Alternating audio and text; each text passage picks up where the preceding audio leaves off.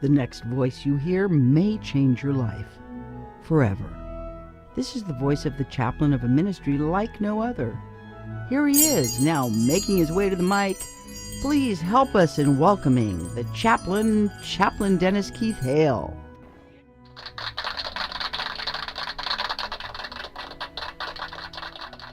Hi again, and glad of it. Ladies and gentlemen, I'm Chaplain Dennis Keith Hale.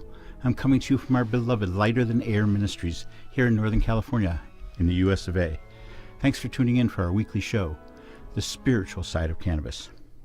First, I want to say I went out for a little field trip, and I want to thank everyone at Red Door Remedies up in Cloverdale, California. I believe it's the first dispensary open.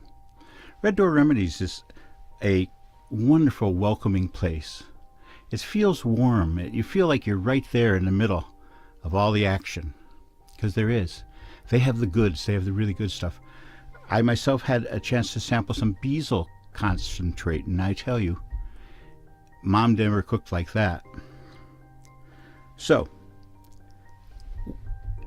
the image of marijuana is tainted. The stigma of marijuana, the stigma of cannabis products, are part of our psyche. Our government, since 100 years ago, began talking against marijuana. 100 years ago, they made an arbitrary decision based on the booze guys, the people who were pumping booze. They didn't want the competition. Even the cigarette people were down on it. It was inevitable that it would fall to the monies.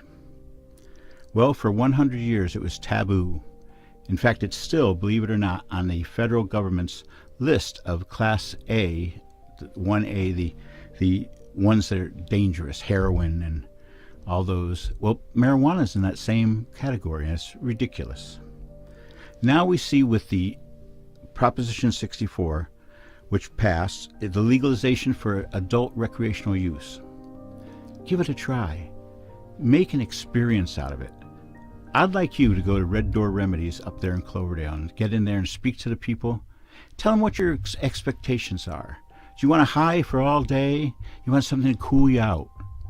They can help you. We have to have this outreach in the world. We have to be able to ask someone about things which were taboo, which are not now. You know, to this day, when I do go to a support group, I have this method. It's part of our take a puff, not a pill, where in my pocket, I will put the stinkiest weed I can find, and I'll go to this support meeting, and I will open the baggie in my pocket. Well, I tell you, within 20 minutes, everybody's head is craning around. Where's that smell? What's that smell?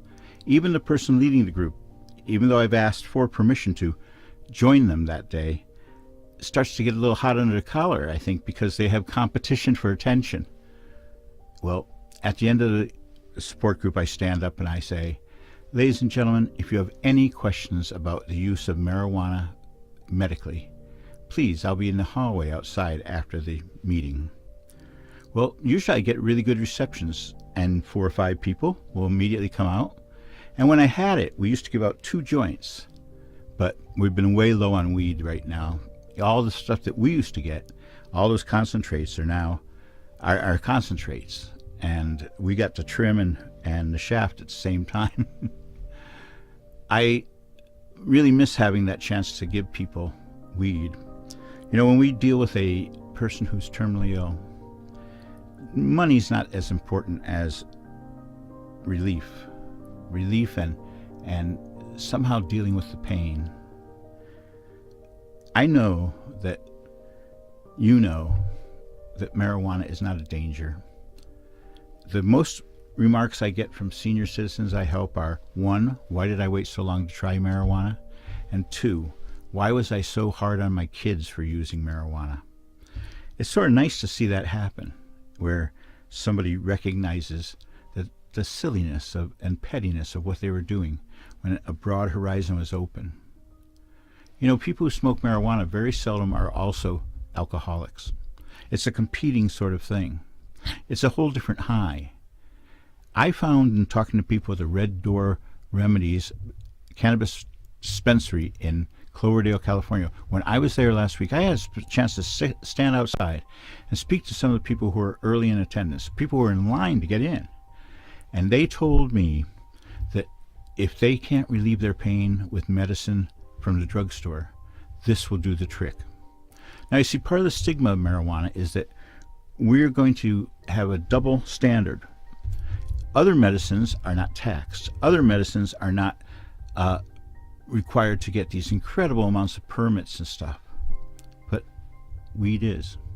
Either they're going to recognize it as a drug, a helpful remedy, like the Red Door Remedies, or they're going to continue on the federal level to use this as a leverage against all of California, this federal indictment against marijuana.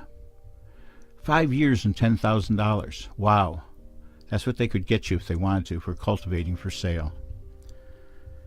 What's the world coming to, folks?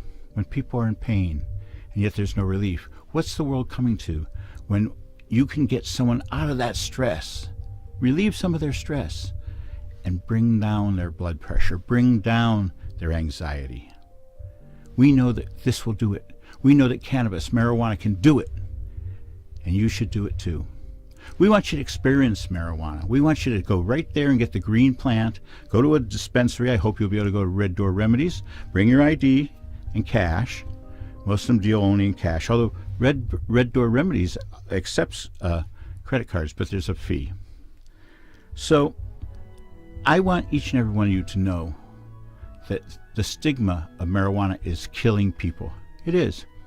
I have people who say, I don't want the smell. I don't want this.